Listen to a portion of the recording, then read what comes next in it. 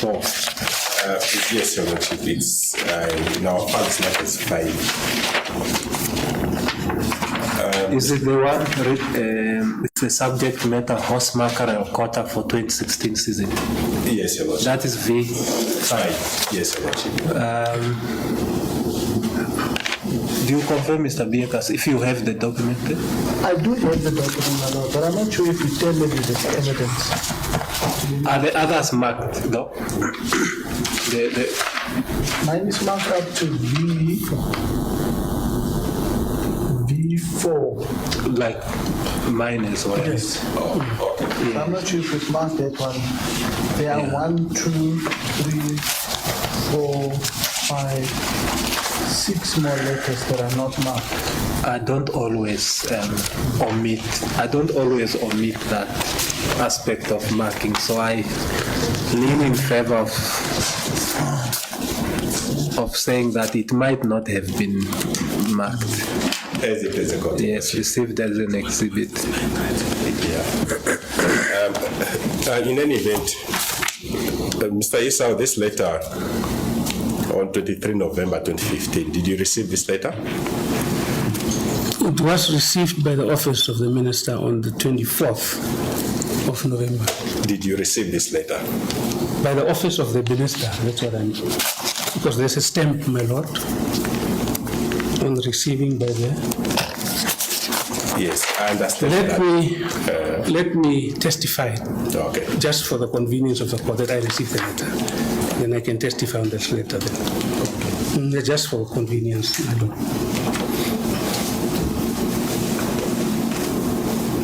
You want to testify? Yeah, I wait for the question.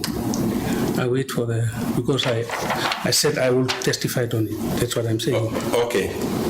I'll just repeat the question. Did you receive this letter? I know it was received by the office of the minister. It has a stamp there.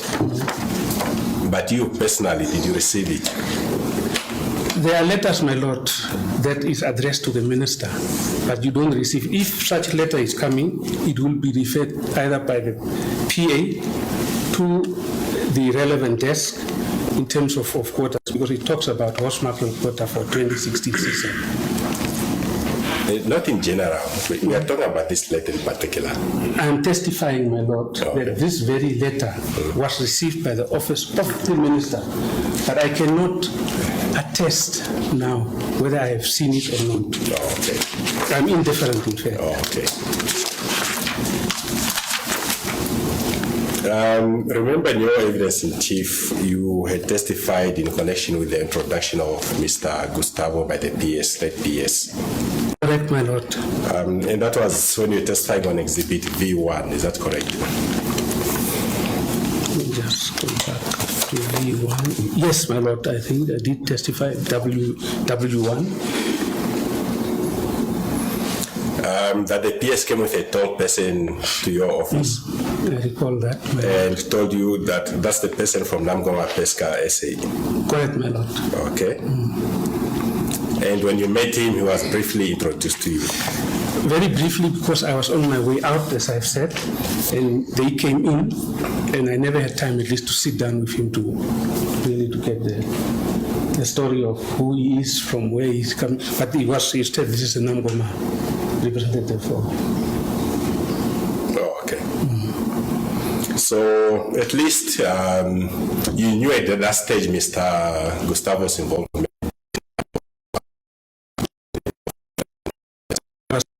I've said briefly, my lord. Yeah.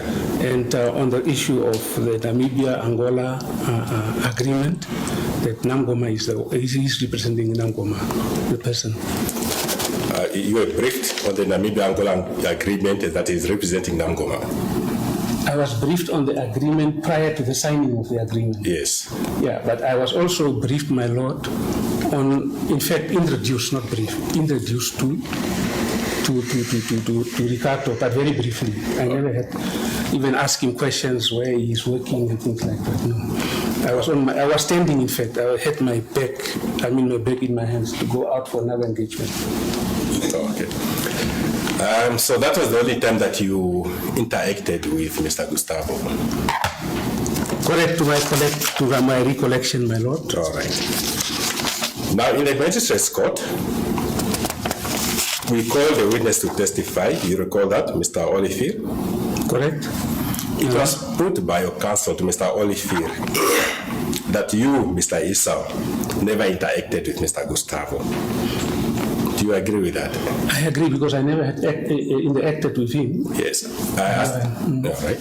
I asked you now if that was the only interaction you had with Mr. Gustavo. You confirm? Correct, my lord. That I can confirm. When he was introduced to you? Yeah, when he was briefly introduced. After that, no, I have not person to person.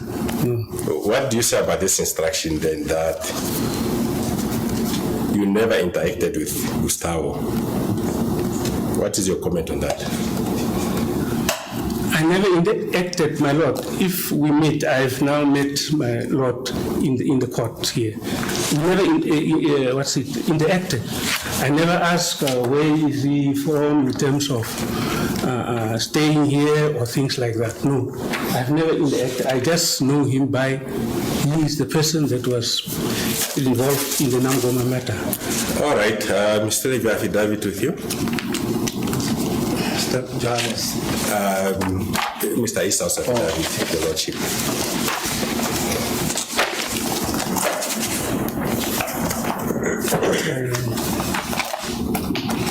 Yes, I have it here, my lord. Paragraph 47.4. Yes, my lord. What did you inform the court in that paragraph? I informed the court that my office as a minister was appraised and a recommendation was made to me for approval of Nangoma Peshka through the office of the late Permanent Secretary to harvest marines in the Namibian EEZ. Now, Ricardo Gustavo never interacted directly with me on any occasion whatsoever. He is not a friend, acquaintance, or a business associate of mine in any matter whatsoever. I had no knowledge whatsoever of his involvement at that time. In this matter? In this matter, yes. Okay. So, but from your evidence today, you said that he was introduced to you as the person from Nangoma Pescas. Was appraised by the late PS to harvest marine resources. And what is your comment then on your evidence in the magistrate's court that you had no knowledge whatsoever of his involvement in this matter? My lord, in my evidence, with special reference to Ricardo Gustavo, my evidence is very clearly captured here in 47.4. That is my evidence. And I'm here, viva voce, at least to confirm this very evidence, that I have not really sit down with him to go into the details of who exactly he is, where is he staying and things like that. I never had a discussion. I was just briefly, as I said, I was on my way out of the office. And I was said, this is the gentleman, Mr. Gustavo, who is in fact involved in Nangoma Peshka. That's it, under the Namibia-Angola agreement. All right, now it's fine, we can move on. When are you...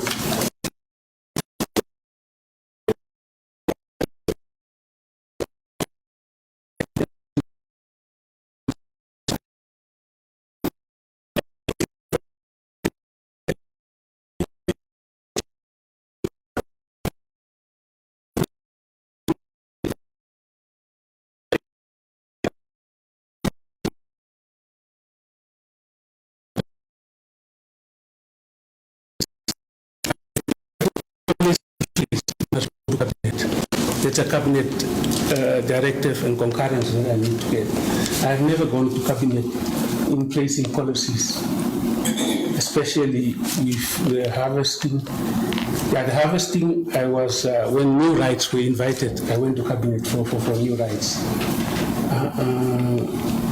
The rights of 2017, 2018, recently issued rights, I went also to cabinet to to get concurrence of cabinet there. As a minister, if I have to take from 2010 to 2019. Okay. So there were some policies which were in place for allocation of rights and quotas. There were policies in terms of rights to invite people to apply for rights, and then the harvesting. There was an issue of a pro rata, the allocations of quotas, because I was also not so clear, and I came with a scorecard on the weights that needs to be because I was not aware what is the weight per criteria that was appropriated or determined, which was determining the quota allocations. All right, I just want you to quickly have a look at a document here.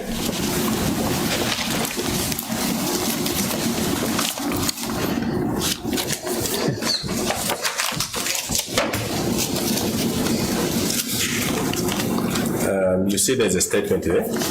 Sworn affidavit. Whose statement is that? Dr. Moses Mauri Hungiri. And he was your permanent secretary? Yes, my lord. All right. And attached to his statement is written page 334 at the top.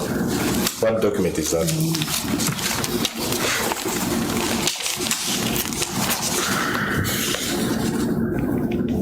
Policy statement for the granting of rights to harvest marine resources.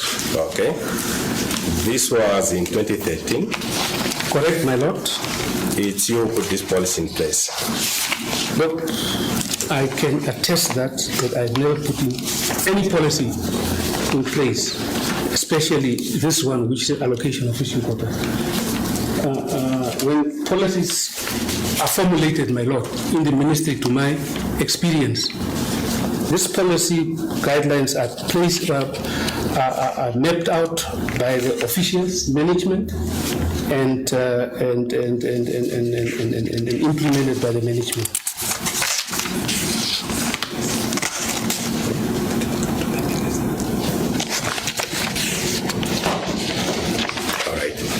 So you are not aware of any policies that they themselves? I can't recall. They never came to the minister. Yeah, sometimes people were. Yeah, for sure. I had that problem.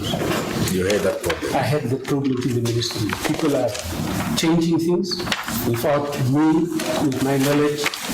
But I know that when I go to cabinet, because this policy was supposed to go to cabinet as well, and I don't see any cabinet submission pertaining to this very policy. Are you aware of who wrote this policy?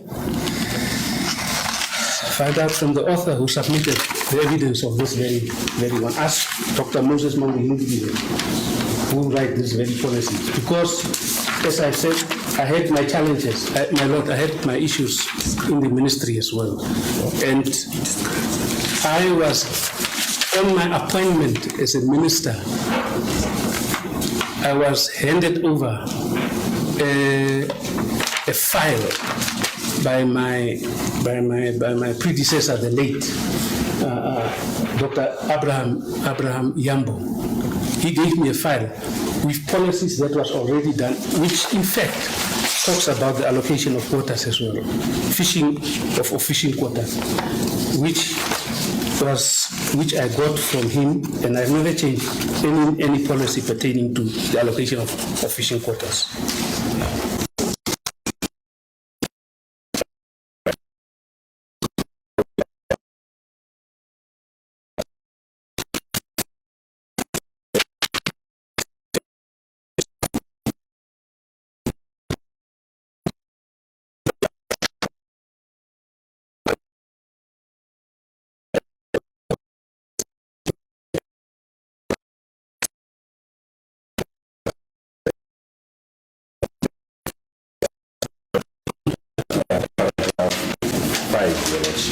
The second paragraph. No, the last yes, paragraph.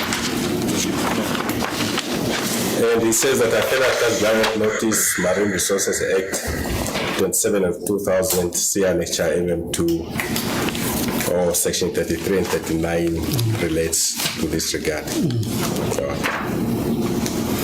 All right, so this is the guidelines that they were relying on. It appears from the statement of Mr. Moses, is that right? This is what he's in fact affirming here in terms of his affirmative, what is it, his sworn affidavit.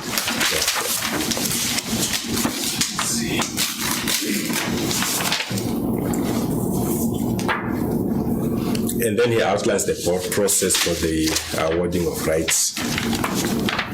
Correct, my lord, I see on page 3.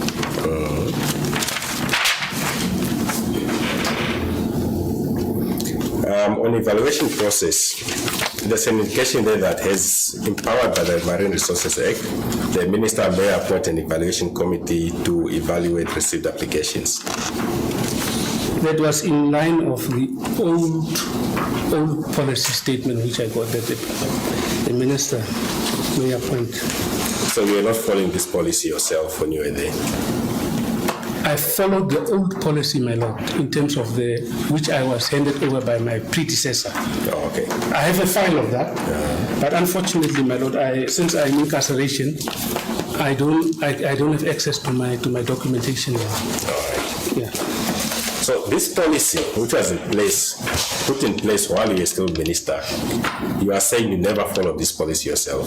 I followed the old policy, my lord, because in terms of, I don't know what changes was brought about in the old policy and this new one which was brought here. I don't know what any changes was brought about. I've testified that you have ayatollahs already, people who takes the steering of the vehicle and drive it. Yes.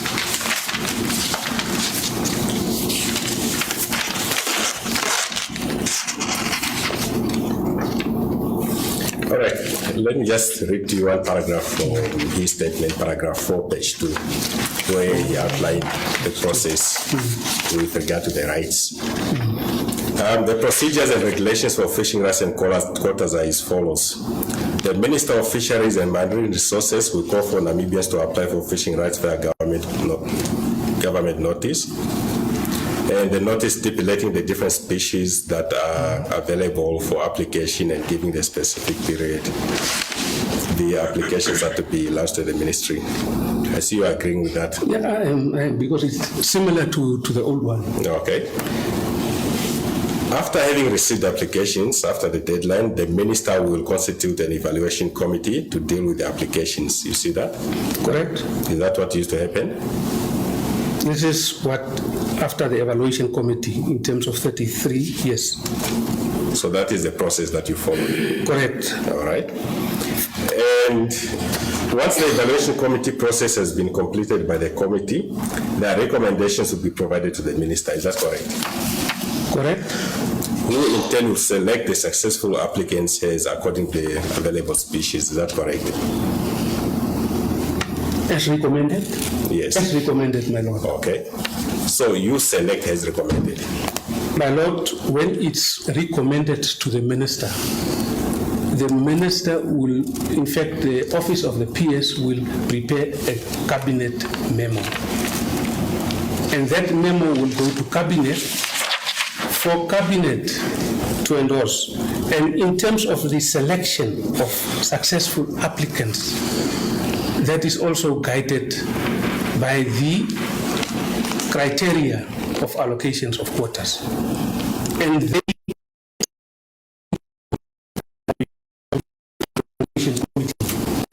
they will for sure come and say, look out, this is the amount of rights we can give in this very fisheries.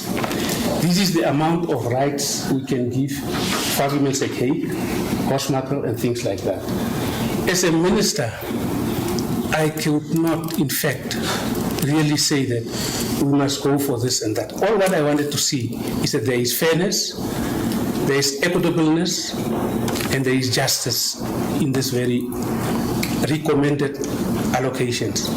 I put my signature there, and my signature doesn't mean that I have selected this very thing. This is the way I've been operating in the ministry. Okay. I'm just outlining to you what the witness says Correct, my lord. happens. That the recommendations provided to you and you intend to select the successful applicants according to available species. So your selection is based on the recommendation. In fact, I rubber stamp, put it that way. If I just to put it that way, it's point blank, I rubber stamp.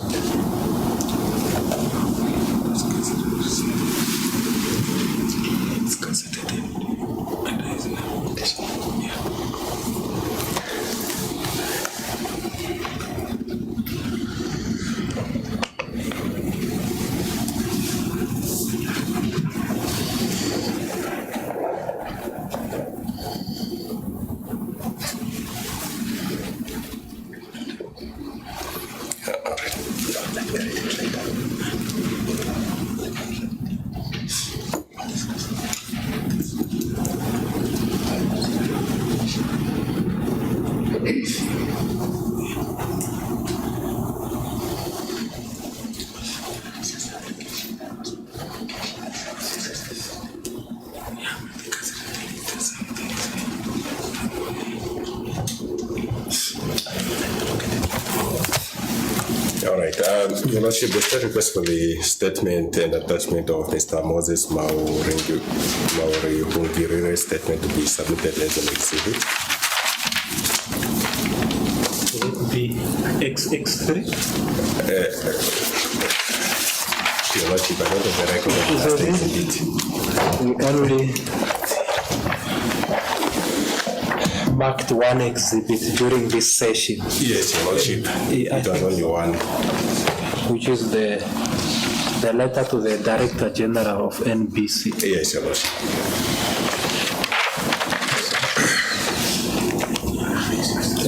Mr. Beavis? Apologies, my lord. Lunch was a bit long. No objection, my lord. I'm saying apologies to myself, my lord. No objection, my lord. The affidavit is marked Exhibit XX3.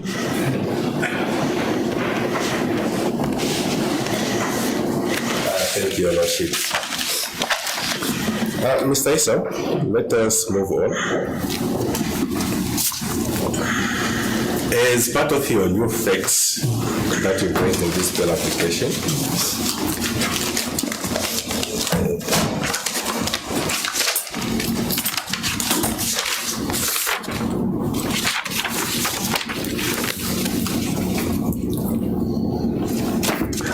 okay, just give me a minute, let me. Yes, on paragraph 3, you state that the applicant has been detained in pre-trial incarceration for about 2 years and 5 months between the time of his initial failed bail application in July 2020 and his current bail application, whilst the trial is yet to commence at some point or date to be established with extradition of the co-accused still being attempted by the state. You saw that? Yes, that's what you fed. Yes, my lord, that time. Yes, for this application, my lord. Yes. I have good news to announce for you. The trial is set for October this year, running to next year, I believe about June.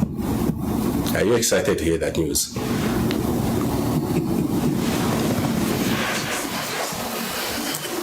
My lord, it's breaking news. It's breaking news. But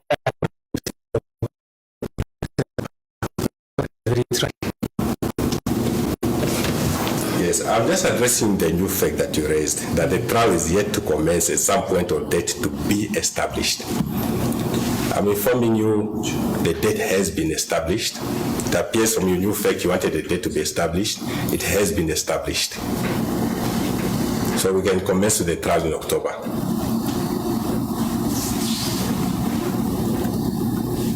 Okay. Can we commence, Mr. Esau? I want you to commence today. Even today. Yeah, even now. Even. You can start with the trial. I am ready for it. All right, instruct your counsel to represent you for the trial. He said he's not representing you. I don't have the funds, my lord, presently. All right, I see.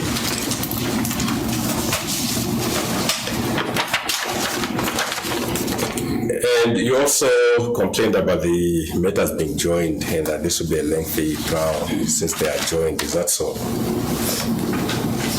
Yes, those were my new facts as well. They joined. Okay.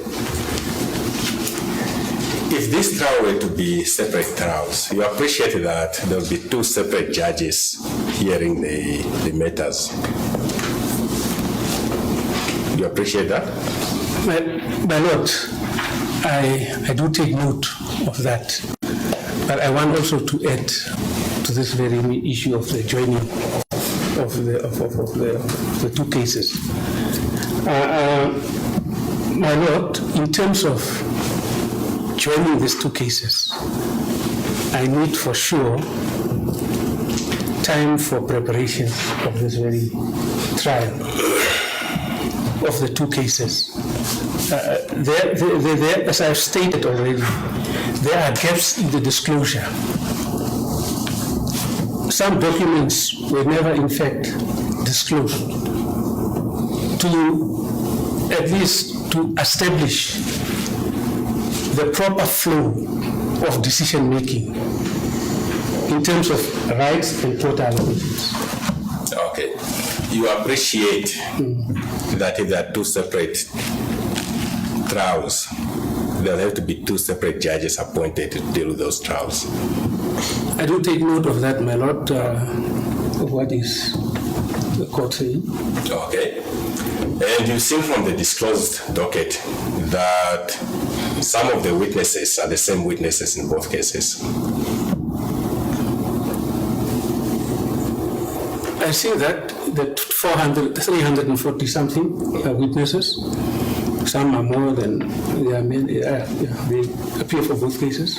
Which means if the trials are separate, those witnesses will have to testify twice in both of your trials. And you yourself, natural fact, will have to testify twice as well in separate proceedings, yeah? My lord, those are technicalities, and I'm not a lawyer. I have also, my lord, I was not against the joining of the two cases. Oh, okay. I was first, and then I said no. I will withdraw. Oh, okay. So you withdraw that. You are not against them being joined. Okay. Thank you.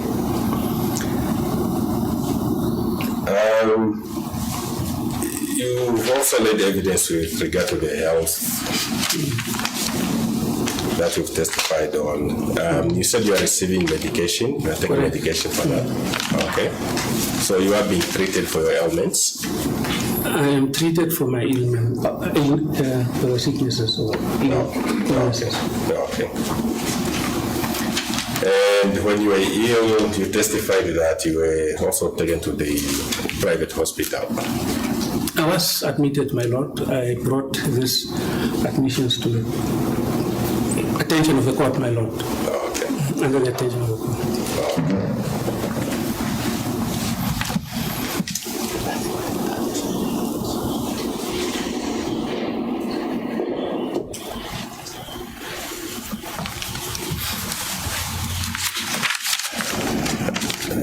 Your Lordship, and that is cross-examination. Thank you. Thank you.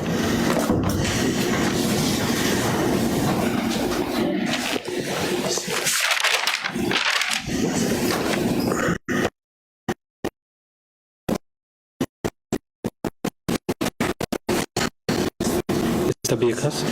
The Lord has indicated we would prefer to finalize the re-examination since we will have to canvass quite a number of aspects at the next proceedings, my Lord.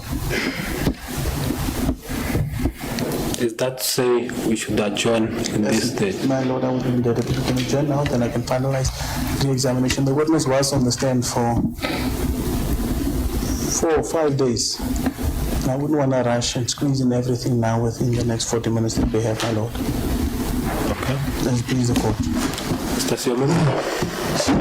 No objection to that. Thank you. Mr. Altivezi? Your Lordship, we want to see finality in this matter, and Council really should have been prepared for re-examination. There have been breaks in between. We could even have re-examined on matters of that have been dealt with at the last sitting in cross-examination, but I'm in the hands of the court, Your Lordship. We still have an hour that you can utilize for re-examination.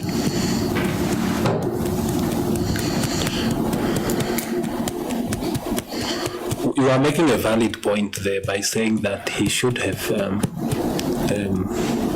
checked through the notes as the proceedings proceeded, and today he would just have finalized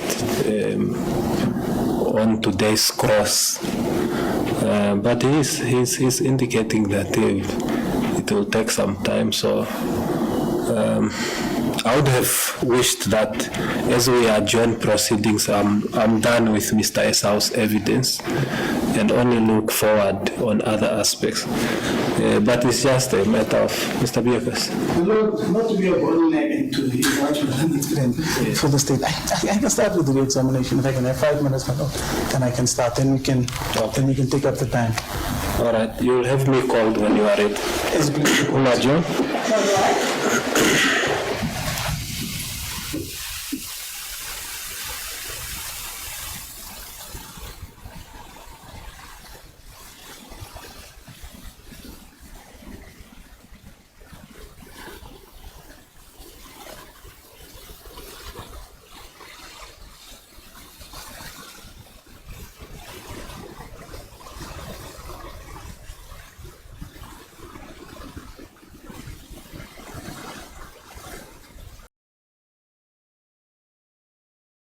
Dr. Moses Mungirire, who took up office only in July 2015 after the retirement of Mrs. T. Hivera. For sure, this must have been a product, this policy, of the former PS who was in the office during the time 2013.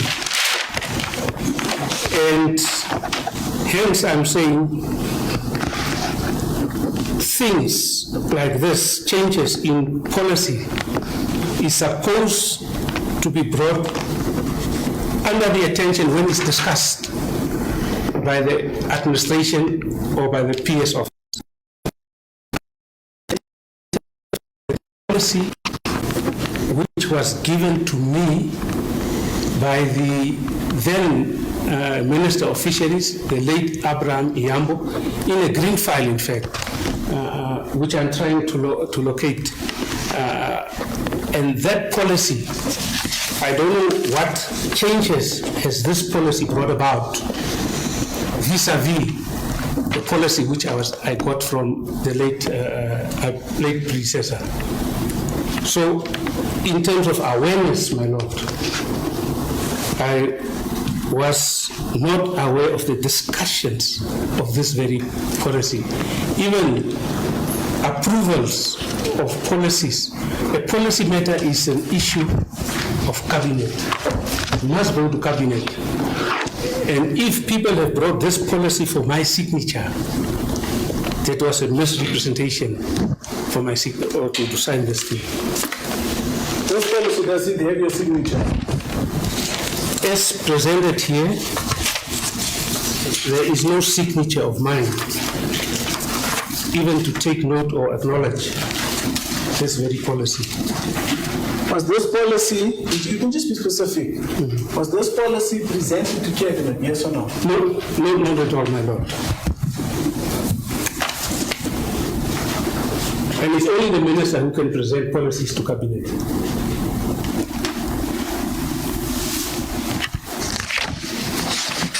And that's why I was testifying here in the cross, not in the cross, in the, what do you call it, when I was asked by the state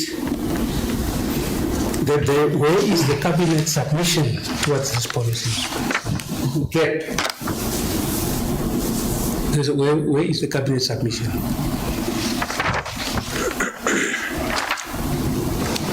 this one? Correct, my lord. You don't know of any cabinet No, submission? I don't know of any cabinet. And let's move along. Now we must also clarify a particular aspect. We were taken to paragraph 4 of the affidavit of, I'll just say Mr. Moses, the surname is a bit difficult for me. Paragraph 4. Correct, my lord. And what he indicated there is that the procedures and regulation for fishing rights and quotas are as follows. The Minister of Fisheries and Marine Resources will call for Namibians to apply for fishing rights via government notice. And the notice stipulating the different species that are available for application and giving the specific period. The period of applications are to be launched at the ministry. Now what I want you to clarify is, in this paragraph 4, it refers to applications for Namibians to apply for fishing rights via government notice. Namibians. Correct, my lord. Now you are charged with, obviously, the bilateral agreement. Does this also apply to instances with foreign entities? This process that is explained here. It's domestic, my lord. Domestic. I have to put it that it's a domestic process, this one. So what is the domestic? Firstly, tell us what is the domestic process, and are there any other processes so we can just have clarity? Correct, my lord. As it is reflected in para 4 of this para is the same as the para as what was captured in the old policy. There's no difference in terms of Namibians to apply for fishing rights via government notice, and that stipulates the different species that are available for application and giving the specific periods. The applications are to be launched at the ministry. This is the same as the old policy. So there is no difference between this and that. Now, in terms of the domestic Namibians to apply, this is for Namibians. It is not for foreigners. Now, in terms of the fisheries agreement, my lord, in terms of fisheries agreement, this very section 35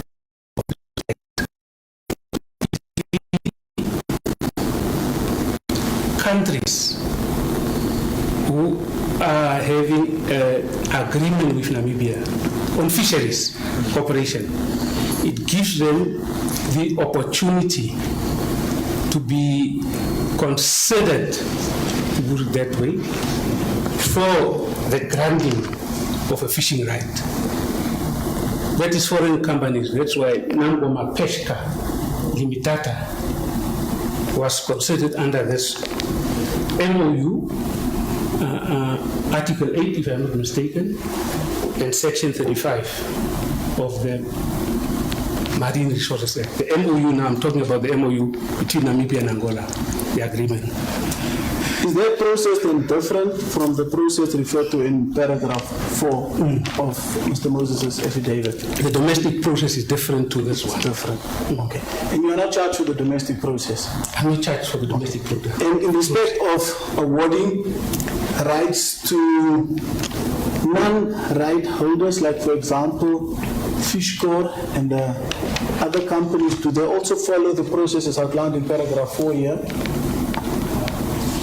FISHROT has an act, and by virtue of the principal object of the act, FISHROT has already a right, and I have testified on that, I assume, my lord, in my evidence in chief. If you open up the FISHROT Act, the National Fishing Corporation Act of 1991, if I'm not mistaken, the object is very clear. The principal object of that act is very clear. So FISHROT is already, by virtue of its law, in fact, having a right. The other ones, like for argument's sake, Fish consumption, those ones, I had to go to cabinet because those are other, in terms of the amendment of the law of the Marine Resources Act. So I went to cabinet and I have testified with that value as well.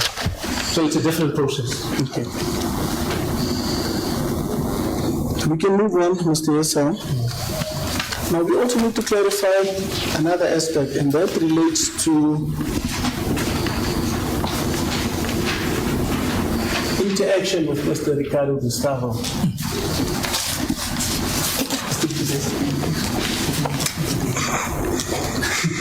Can you provide me with a copy of the agreement, my lord? I just want to look at the specific wording. Yes.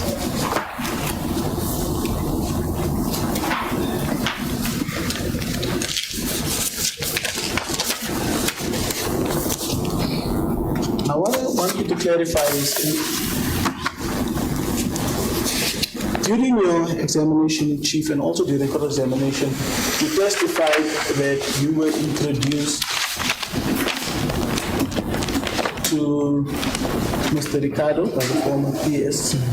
You said it was just a brief introduction. You recall that? Correct, my lord. Now, part of your affidavit that you filed in the initial bail application was presented to you, where you said you never interacted directly with you on any occasion whatsoever. He is not a friend, acquaintance, and a business matter. I have no knowledge whatsoever of his involvement in this matter. Correct, my lord. Are you there? Paragraph 47.4. Now, you need to clarify for us, Mr. Esau, what do you consider interaction? Interaction. I'm not a linguistic expert, my lord, but interaction means at least sitting, talking about issues of common interest, sitting, understanding the needs of that somebody or my needs to that somebody. So, and also, not only, you don't meet once, you need to meet at least for several occasions where you interact with somebody, my lord. I am, in fact, trying to explain interaction. I don't have an Oxford dictionary here, but I'm trying to at least to explain it in the context I understand. Interaction, interacting. I have not at least continuously, I was not in touch, if you put it that way.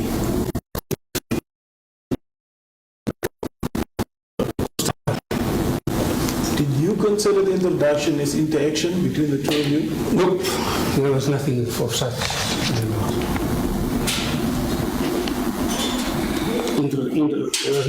It was just a very, very brief kind of, while I was standing, in fact, I was on my way out. I was standing on my way out. To my recollection, my lord, I never had to sit down with him.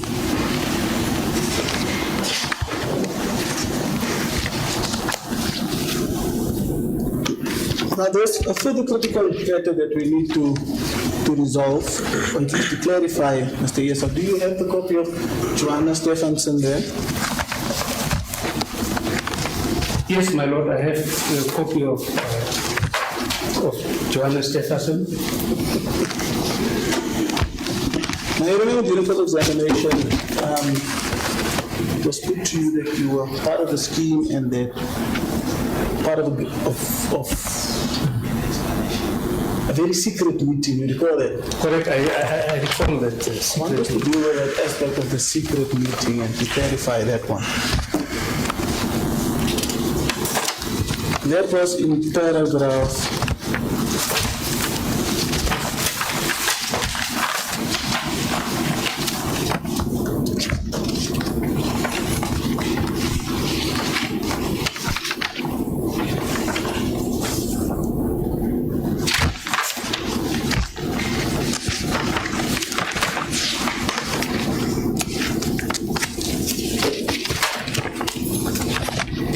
Just bear with me for a second, my lord.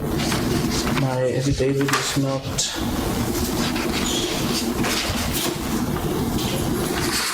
punched, so I need to, or stapled, my lord. I need to get the specific page number now. I believe it was page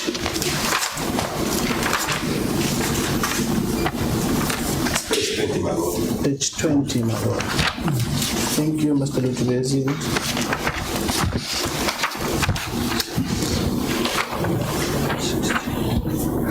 I'm just quickly looking for my page 20, my lord.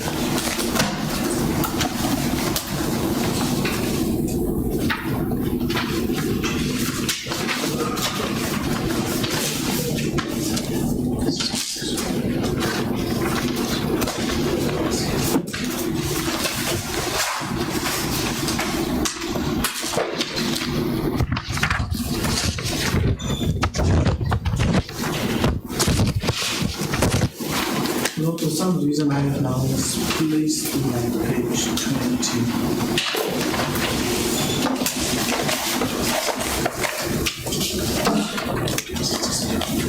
You can make use of this. You found? No, my lord. I may make use of it.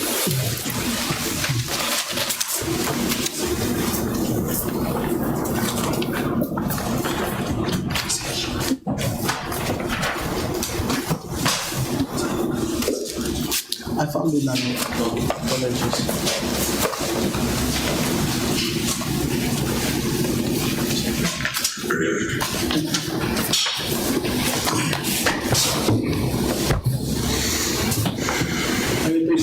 Correct, my lord. Now, if you recall during cross-examination, it was put to you that, and when this part was read, that there was a secret meeting.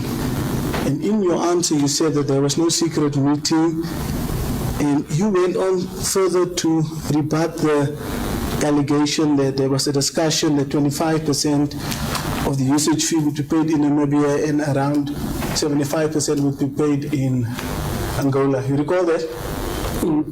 Outside. Outside Namibia. Sorry, not in Angola, outside Dubai. Yeah, Yes. Dubai. Now, I want us to quickly do a little bit of introspection into that particular paragraph that you were taken through, and for us just to dissect it and to get clarity on it. What was the discussion that took place on that day, according to what Mr. Stephenson is saying? Are you with me? Okay. Now, according to Mr. Stephenson, and I will read, during one of these meetings, I took a photograph of Mr. Esau sitting next to Torstein Maar Balwitsen, CEO of Samergy. I attached this photograph as per Annex JS25. Image of the position of this residence in Windhoek. It was taken on 20 October 2015 at the house of Tamsin in Windhoek. Are you there? Correct, my lord. I am together. I took the photo and TH, referring to Tamsin Itukilipi, was also present. It was a secret meeting between the two people, but matters only discussed in general, like bringing in vessels, the fishing industry in Namibia, and other related matters. The most urgent discussion was on assurances that Samergy would have fishing capacity if required, in brackets, vessels. Are you there? Correct, my lord. Okay, let's pause there. From your understanding here, what is Mr. Johanna Stephenson saying? What was apparently discussed in the secret meeting? If I had to start reading, my lord, from the sentence, I think it's the, well, But matters only discussed in Meetings. general? I just want to, in the cross-exam to say, just to reiterate the fact that these meetings, which is alleged by Stephenson, I was never in meetings. That was at the residences of James or at the residences or somewhere else at Investec. We will get there. We will get there. Let's first deal with what Mr. Stephenson, we need clarity on what he said, what happened in that meeting. My lord, I was introduced to the CEO of Summary. Esau, you seem to be missing the point. Not what actually happened when you were there, but he's asking about what is Mr. Stephenson saying in his affidavit, that which happened at the residence, according to him.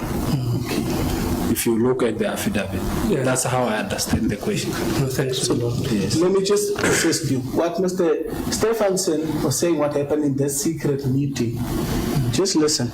But matters only discussed in general, like bringing in vessels, the fishing industry in Namibia, and other related matters. The most urgent discussion was on assurances that Samherji would have fishing capacity if required vessels. Are you there? I'm trying to. That is what he's saying, what happened at that meeting at the house. The most urgent discussions. The most urgent Mr. discussion. Lucas, I can allow you to be, you can be direct to him. Okay. Because it's the affidavit at least. The affidavit, yes. Yes. The most urgent discussion was on assurances that Samherji would fishing capacity if required vessels. Mr. Esau? Yes, I am. Just listen to me. I've paused there. From what he has said there, was there any discussion, according to his statement here, that the Nemgomar scheme was discussed at that meeting at the house? There was no discussions pertaining to that very issue. According to what he's saying. According to what he's saying, He's there is a saying- misrepresentation of fact. Just listen, Mr. Esau. From what I've read to you now, at that meeting at the house, he is saying the matters only discussed were in general, like bringing in vessels, the fishing industry in Namibia, and other related matters. Urgent discussion was assurances that Samherji would have fishing capacity if required vessels. That is what he is saying. Are you there, Mr. Esau?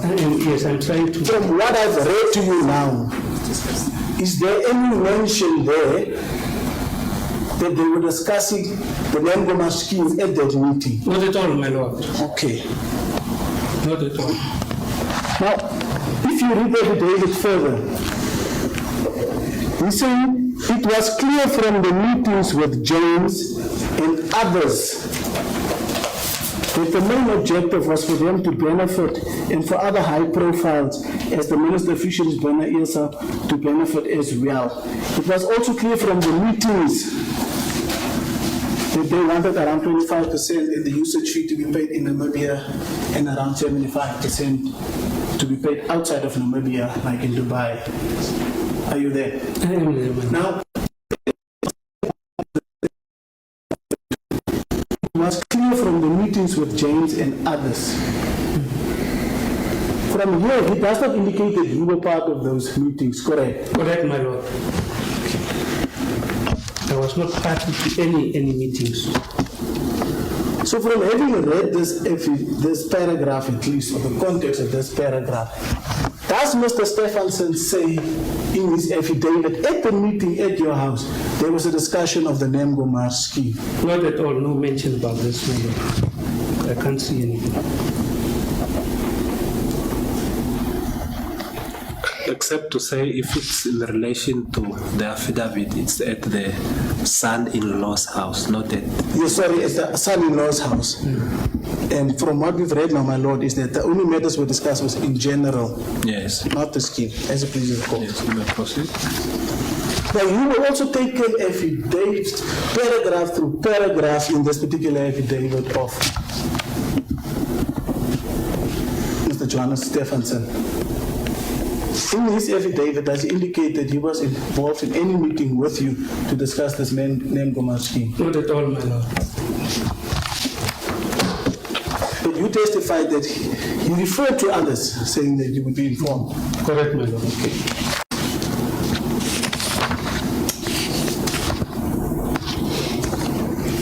At page 10,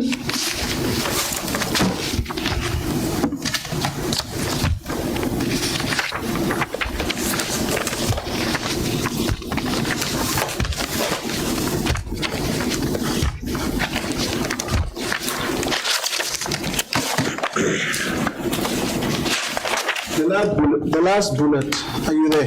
Yes, correct, my lord, I am there. Was it in 2014, The work continued, and James Hatukilipi indicated that $5 million Namibian was needed for payments to high-level politicians. He only mentioned Minister Esau, but did not mention the names of others, but many times indicated that there were some other high-level politicians in Namibia to drive the matter through. This amount was subsequently paid from the bank account of Mermeria Seafood to the account of Irongo Clearing and Forwarding, a company Thompson in Namibia. In this regard, see invoice number 2014, dated 21 July 2014, from Katla Seafood Namibia Ltd to Irongo Clearing and Forwarding. Are you there? Correct, I'm there. Okay. Now, you previously testified in the medical examination, you confirmed that you received 150,000 payment from Irongo Clearing in 2012. 12, yes, my lord. And that was in respect of cattle. Correct, cattle To your son-in-law. Yeah. Now, here, according to this affidavit, 5 million was needed for politicians, to pay politicians, including yourself.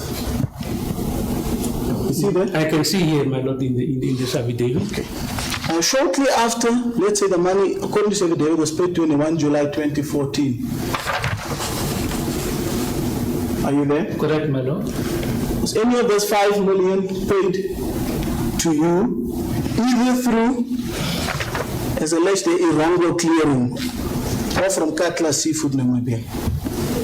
Nothing at all, my lord. I have not received any, and I've also, I can attest that with my bank account, because it's a huge, it's a lot of money here. You talk about, you cannot just carry the money like that. If you go down on page 11, the first bullet, like from the middle of the bullet, we need clarity from you on this aspect. This is a cardinal part of the charges that you are facing there.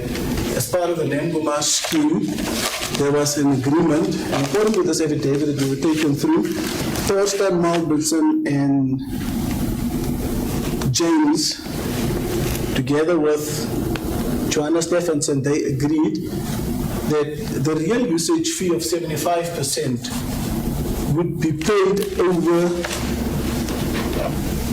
to buy Tundabela Investments Limited, and that the 25% would be paid in Namibia. And this scheme was allegedly, or this agreement was allegedly concluded overseas.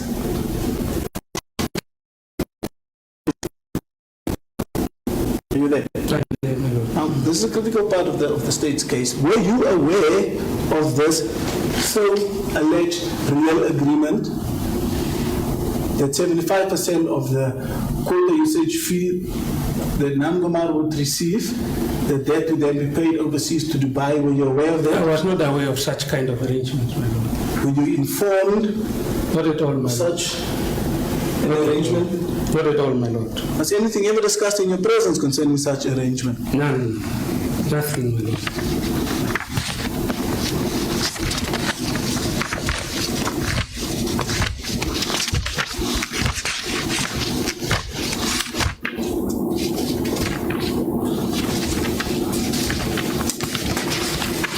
Almost done with this editorial, just one more aspect. You remember when you testified during cross-examination at page 9 to 10 of this affidavit of Mr. Stephenson? Correct, my lord. And at the bottom it is indicated that is now page 9. The agreement is attached as per Annex JS 11. This dummy agreement was made to cover the payments, bribes to him and others, including Minister Esau, as I understood. What do you understand when Mr. Stephenson is saying that he understood that you received payments? That is what he, the author of this very affidavit, said he understood that I am also party as a beneficiary of payments made by them. That's the summary. I was never party, neither a beneficiary in terms of payments made by summary to any entity, even from the 1st of January 2014. My Lord, I believe that we've reached our quorum for today. It's already 4 o'clock. Okay. I will push further, my Lord, at the next commencement of the proceedings to finalize the re-examination. Unless there's any objection from another that he still wants to proceed. I'm just yanking his chain, my Lord.